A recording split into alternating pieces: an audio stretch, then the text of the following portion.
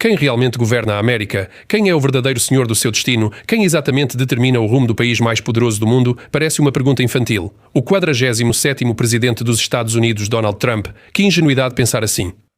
Na prática, tudo é mais complexo. O sistema político dos Estados Unidos é confuso e dificilmente entendido por quem está de fora.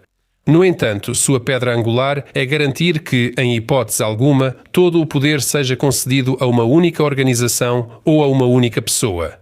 Os pais fundadores dos Estados Unidos, desde o início, estabeleceram como base do Estado o princípio da separação de poderes e construíram o que ficou conhecido como o sistema de freios e contrapesos que hoje existe em todos os países democráticos de uma forma ou de outra. Esse sistema, por definição, torna impossível a situação em que um governante que se considera um semideus, sem consultar ninguém, de manhã cedo anuncia: "Eu tomei a decisão de realizar uma operação militar especial e todos devem obedecer." Por isso, hoje vamos falar sobre um elemento tão importante do sistema político dos Estados Unidos como o seu Parlamento, o Congresso. Vamos analisar como exatamente ele influencia a política americana e por que até mesmo o vaidoso Trump deve levar em consideração a sua opinião.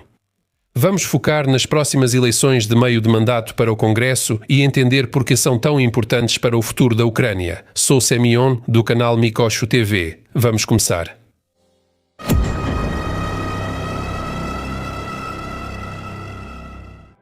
Aspectos da política nacional dos Estados Unidos. Até um estudante do fundamental sabe que o Congresso americano tem duas câmaras. A Câmara Inferior é chamada de Câmara dos Representantes e é composta por 435 congressistas. Cada estado tem quantidade distinta de representantes conforme sua população. Assim, o estado mais populoso, Califórnia, tem 52 congressistas, o Texas tem 38 e estados pouco povoados, como Alasca, Vermont, Dakota do Norte e outros, são representados por apenas uma pessoa cada. A Câmara Alta é o Senado, que conta com 100 senadores, 2 de cada estado, independentemente da população. A estrutura do Congresso define como ocorre a votação de qualquer projeto de lei. Primeiro, ele é discutido na Câmara dos Representantes e aprovado por pelo menos metade, ou seja, no mínimo 218 congressistas. Depois, o documento votado é levado para aprovação no Senado. Lá, ele precisa receber o apoio de pelo menos 51 senadores. No entanto, existem opções caso os votos fiquem divididos igualmente 50 a 50. Nesse caso, o vice-presidente dos Estados Unidos intervém no processo e o voto dele é decisivo. Naturalmente, ele sempre apoia os colegas de partido. Em seguida, o projeto aprovado no Congresso vai para a assinatura do presidente dos Estados Unidos e então o chefe de Estado enfrenta o dilema de assinar ou vetar o projeto. Teoricamente, é possível superar o veto presidencial com 2/3 do Senado, ou seja, 67 senadores. No entanto, na prática, esse número de votos não é alcançado há mais de meio século. É fundamental para qualquer presidente ter maioria em ambas as casas do Congresso com membros de seu partido. Assim, todas as suas iniciativas receberão apoio e serão implementadas sem nenhum obstáculo. Mas quando uma, ou, pior ainda, as duas casas estão nas mãos da oposição, começa de fato uma séria disputa entre os poderes legislativo e executivo. O presidente vai vetar projetos de lei. Projetos do Congresso. E o Congresso vai barrar as iniciativas do presidente. E a única saída numa situação tão complicada é buscar um compromisso, fazer concessões mútuas, encontrar uma solução que seja benéfica para ambos os lados. É assim que a política americana funciona. Embora à primeira vista essa prática pareça um certo caos, foi exatamente isso que os pais fundadores dos Estados Unidos buscavam. Eles realmente temiam a tirania da maioria. Por isso, o próprio sistema político americano foi criado de forma que as decisões mais importantes não fossem resultado de ações arbitrárias de um dos lados, mas sim fruto de consenso mútuo, da busca por consenso. Isso não é a Rússia do Putin, onde os deputados da Duma estatal há quase um quarto de século obedientemente concordam com cada palavra do seu pequeno czar meio louco. O que ocorre no Congresso agora?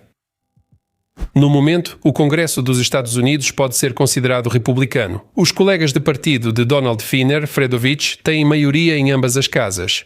Porém, essa maioria é muito instável, principalmente na Câmara Baixa. Na Câmara dos Representantes, os colegas de partido de Trump têm uma vantagem mínima de apenas 218 dos 435 assentos. Por isso, basta que apenas um congressista não compareça à sessão e pronto, voilá, a votação vai por água abaixo. Afinal, nas tradições políticas dos Estados Unidos, não é costume votar por outra pessoa, ou seja, votar por si mesmo e pelo colega ausente. Então, o ponto fraco dos republicanos é visível a olho nu. No Senado, a posição do Partido Republicano é mais forte. São 53 senadores de um total de 100. Nessas condições, tendo um Congresso relativamente leal, Trump ou qualquer outro presidente pode se sentir bastante confiante e fazer aprovar qualquer medida legislativa. Pode até terminar de construir o muro com o México, nomear ministros ou implementar novas tarifas. Só para depois, por sinal, revogá-los em um mês.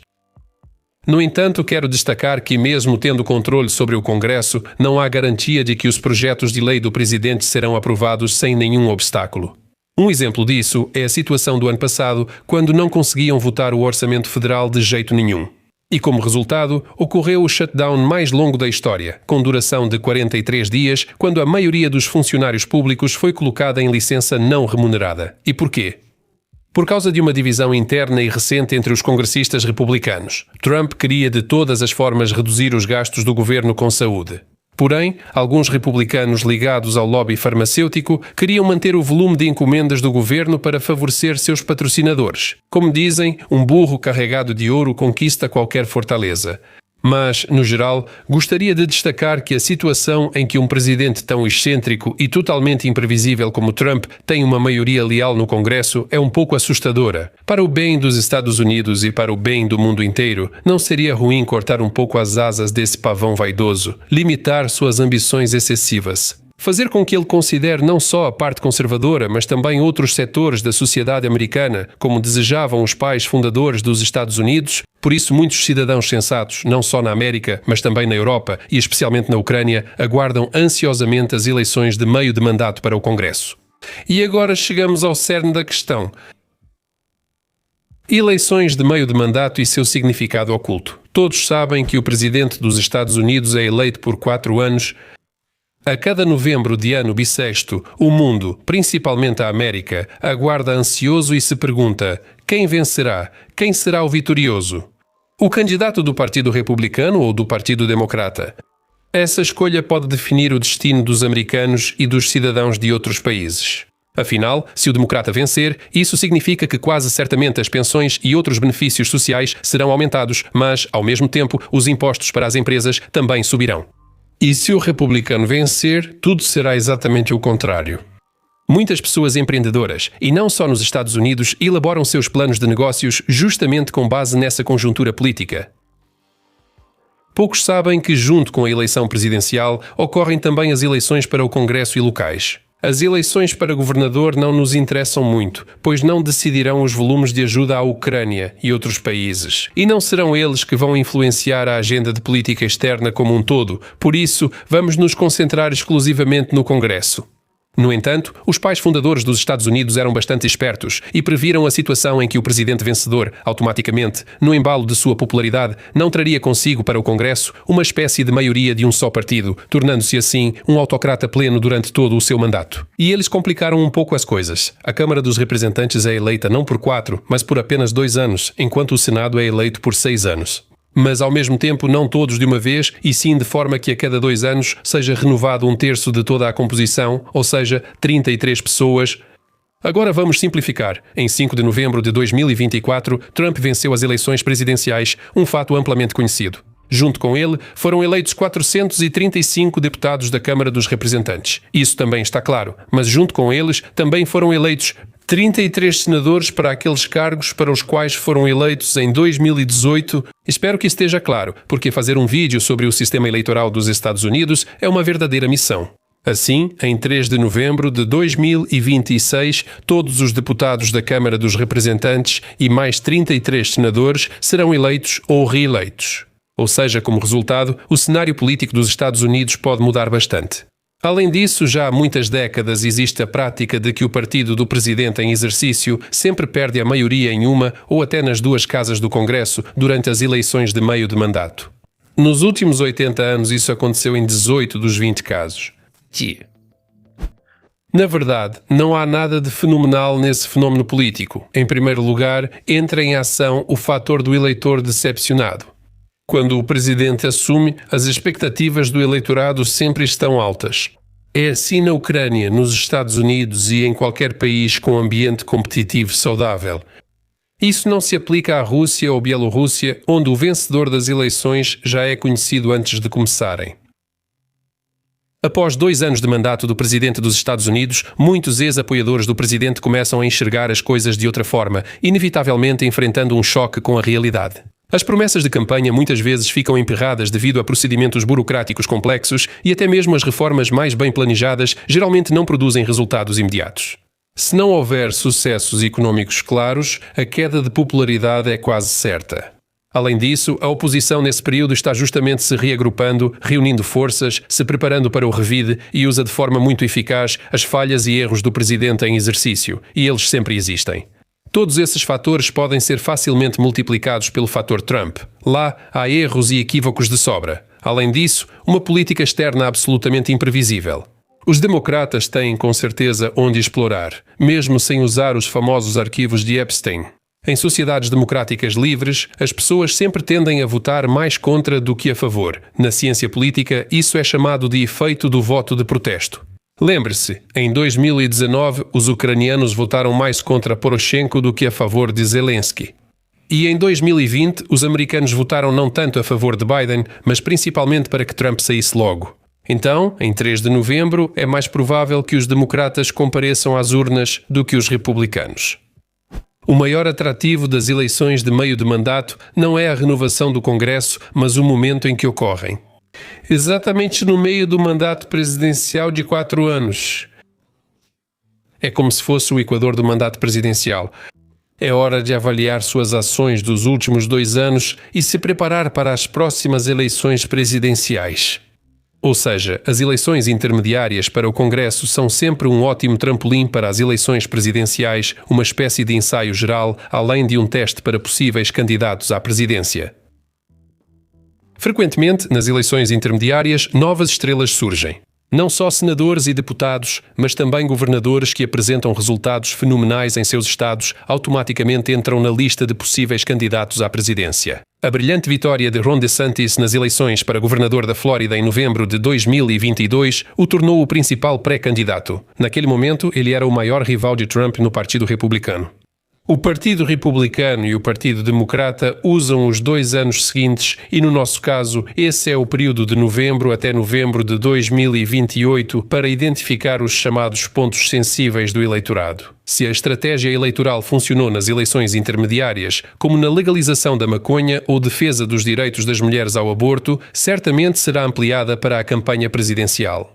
Mas se o partido fracassou nas eleições intermediárias, ele tem exatamente 2 anos para corrigir os erros e mudar seu curso político e, se necessário, até mesmo trocar o líder.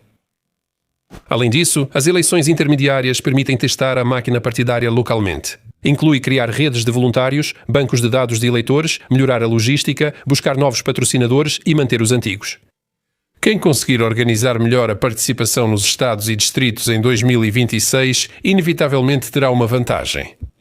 E não devemos esquecer uma verdade muito simples. Política nos Estados Unidos é sempre sobre dinheiro. Muito dinheiro. Durante as eleições intermediárias, os grandes patrocinadores observam atentamente quais políticos conseguem lotar auditórios, cuja retórica vende melhor para o eleitor, quem sabe gastar de forma eficiente os recursos destinados à publicidade. E aqueles que conseguiram vencer na dura disputa do ciclo intermediário definitivamente ganham acesso aos talões de cheque dos principais doadores do país para a futura corrida presidencial. Partido Republicano. Divisão das elites.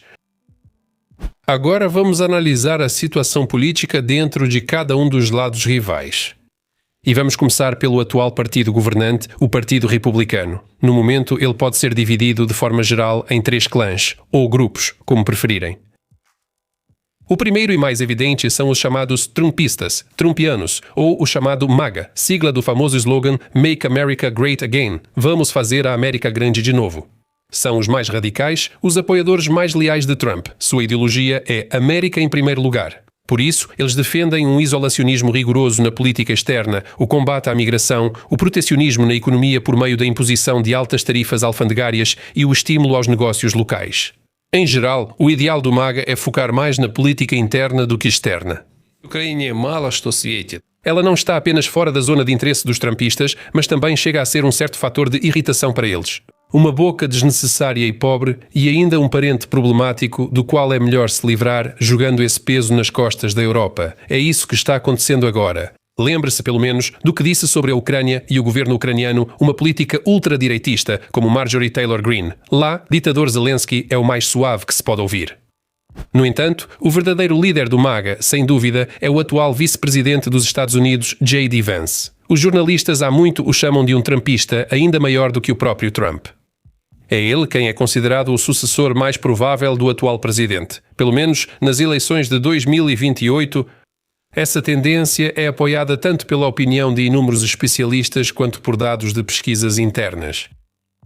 Outro grupo dentro do Partido Republicano são os republicanos clássicos ou tradicionais. Às vezes, eles são chamados de reaganistas. Pelo sobrenome do 40º presidente dos Estados Unidos, esses também são conservadores, mas já mais moderados. Até recentemente, eram eles que dominavam o Partido Republicano.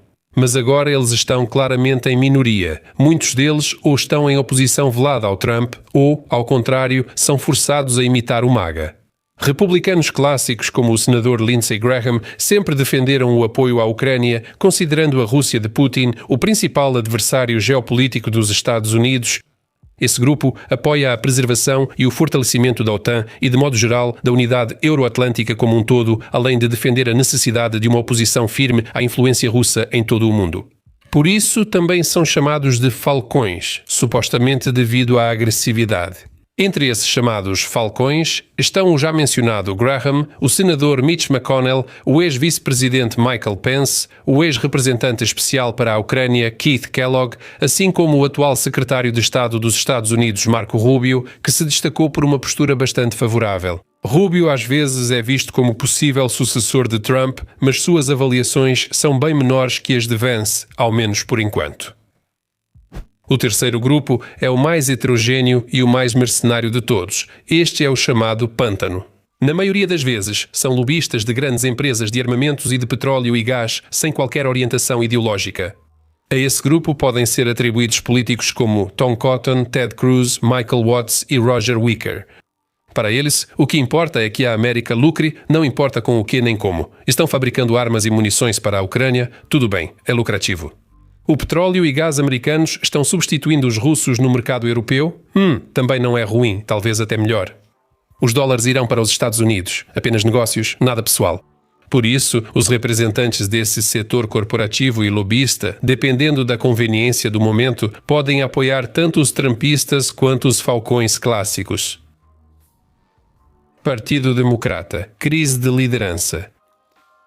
Agora a palavra vai para a oposição. Dentro do Partido Democrata, agora tudo está muito mais contraditório e confuso. E, antes de tudo, porque ainda não surgiu um líder claro e indiscutível. Aliás, o mesmo problema se manifestou também nas eleições presidenciais de 2024. O Joe Biden, que estava enfraquecendo rapidamente, dificilmente poderia competir de forma eficaz com o ousado e agressivo Trump. Por isso, os chefes do partido pressionaram o presidente para que ele retirasse sua candidatura em favor da Kamala Harris. E sobre o desfecho, vocês sabem mais do que eu.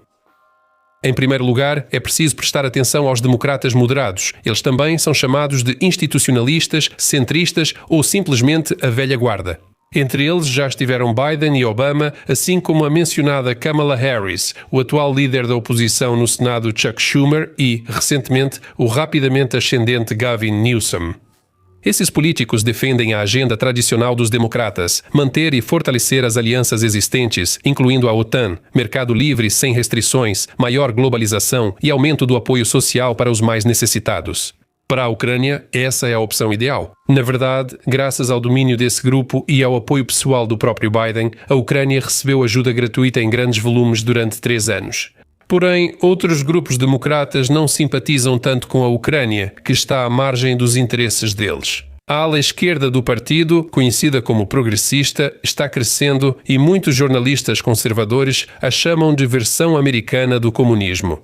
Como esperado, defendem medicina e educação gratuitas, adoção total de tecnologias verdes e proteção dos direitos das mulheres, imigrantes ilegais e comunidade LGBT. Por isso, preferem manter os recursos nos Estados Unidos para resolver questões internas, em vez de destinar o dinheiro dos contribuintes a países distantes, ainda mais do outro lado do mundo. Os ideólogos da esquerda americana são o quase comunista idoso Bernie Sanders e também a jovem e ambiciosa deputada Alexandria Ocasio-Cortez. Também existem grupos menos influentes, como os novos democratas ou moderados. Entre eles, por exemplo, Hakeem Jeffries, Josh Shapiro e Gretchen Whitmer.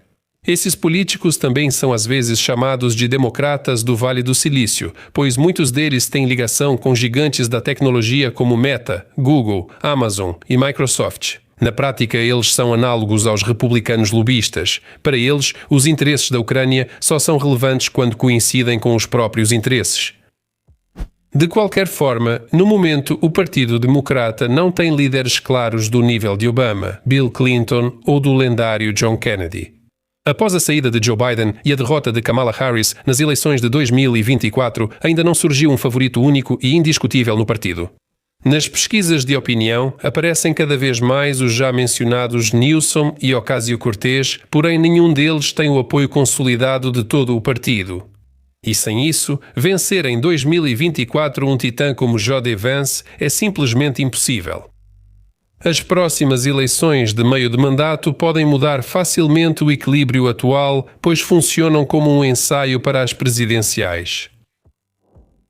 A possibilidade do cenário A será analisada aqui a partir das pesquisas atuais. Apesar de faltarem mais de 6 meses para as eleições para o Congresso, sociólogos pesquisam desde o fim do ano passado.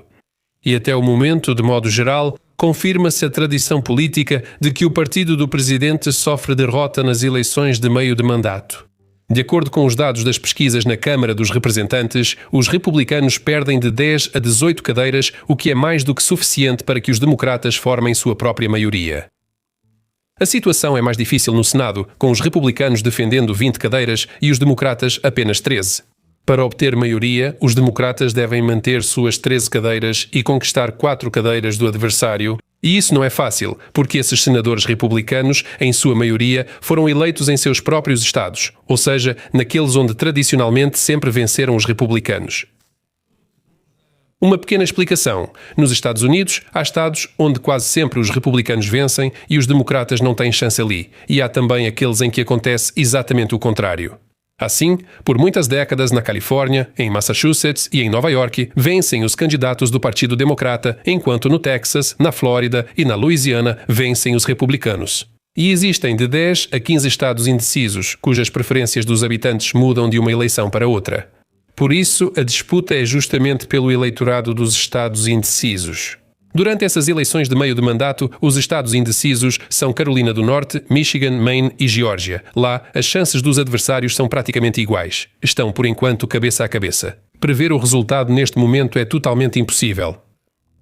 Então, o cenário mais provável é que os democratas consigam assumir o controle da Câmara dos Representantes, mas o Senado ainda ficará com os republicanos. Na prática, isso vai significar que as reais possibilidades de Trump influenciar a política interna dos Estados Unidos serão bastante reduzidas. A Câmara dos Representantes pode impor restrições orçamentárias, como suspender verbas para o muro na fronteira com o México. E também exercer um controle mais rigoroso sobre Trump e seu círculo próximo, e, se necessário, conduzir investigações especiais, como, por exemplo, no caso Epstein. Sem controlar o Senado, os democratas não conseguirão implementar sozinhos iniciativas de política externa. Trump terá as mãos livres no que diz respeito às nomeações mais importantes e à ratificação de tratados internacionais. A Câmara dos Representantes vai barrar iniciativas de Trump e o Senado dificultará ações dos democratas. Assim, o processo orçamentário será um campo de negociações constantes. Os democratas na Câmara vão propor aumentar os benefícios sociais e outros pagamentos, enquanto os republicanos no Senado vão cortá-los impiedosamente.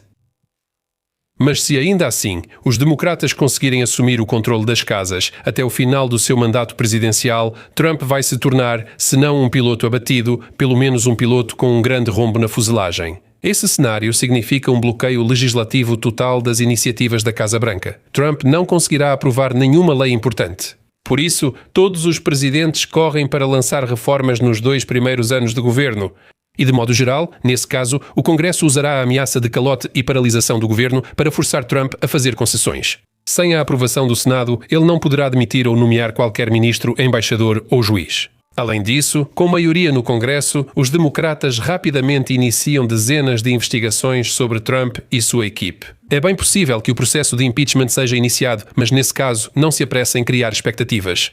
Para destituir Trump, é necessário o apoio de mais 60 senadores, sendo que conseguir pelo menos 51 já é difícil.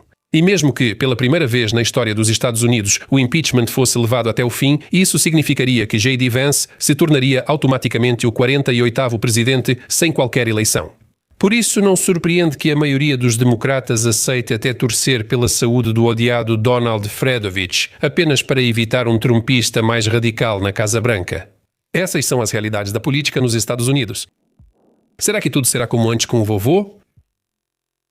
Vamos analisar como as eleições de meio de mandato influenciam o apoio à Ucrânia. Hoje, muitos cientistas políticos e líderes de opinião afirmam que, se os democratas recuperarem ambas ou pelo menos uma das casas do Congresso, tudo voltará ao normal. Supostamente, a ajuda financeira gratuita à Ucrânia será restaurada, assim como o fornecimento prioritário de armas, o apoio diplomático e outras gentilezas do tio Sam. No fim, tudo será como na época do vovô Biden. Quero logo jogar um pouco de água fria nessas cabeças quentes. Os Estados Unidos são uma república presidencialista, não parlamentarista. Mesmo sem ter controle sobre o Congresso, ainda há bastante poder para atrapalhar seriamente os planos do Partido Democrata. E, antes de tudo, vetar qualquer projeto de lei aprovado. Então, falando em metáforas, se o Congresso é a carteira dos Estados Unidos, já que controla os gastos financeiros, o presidente é como um interruptor que pode desligar o fornecimento de energia a qualquer momento. Naturalmente, objetivamente falando, para a Ucrânia é mais vantajoso se o Congresso, ou pelo menos uma de suas câmaras, estiver nas mãos dos opositores de Trump. Então ainda existe uma pequena chance de sucesso. Claro, ninguém vai liberar 61 bilhões como foi na época do Biden, ainda mais sem nenhuma condição. Qualquer novo pacote de ajuda será objeto de uma negociação dura, mas ainda assim é possível negociar e tentar. Então, no caso de restauração da maioria democrata no Congresso, a ajuda à Ucrânia pode se tornar objeto de vários acordos com o Trump. Os democratas podem aceitar concessões para obter novos repasses, mesmo que pequenos. Com esse cenário, talvez a Ucrânia até consiga aprovar um pacote plurianual de ajuda militar, mesmo que seja na forma do já quase esquecido Lend-Lease. Além disso, os democratas costumam apoiar manter e ampliar sanções à Rússia, o que limitará a administração presidencial e evitará concessões unilaterais a Moscou. Além disso, mesmo que Trump queira ceder a Putin em detrimento dos interesses da Ucrânia, o Congresso pode se tornar um fator de rigidez e impedir um acordo rápido. Assim, o risco de Kiev ceder à pressão dos Estados Unidos é quase nulo. Assim, a vitória dos democratas nas eleições intermediárias significa para a Ucrânia um apoio mais previsível e institucionalmente garantido e, portanto, uma dependência muito menor dos caprichos pessoais de Trump. E aí, 2028 já está logo ali. Obrigado aos espectadores por assistirem até o fim e aos patrocinadores pelo apoio. Sem vocês, fazer vídeos tão longos não seria fácil. Tchau para todos.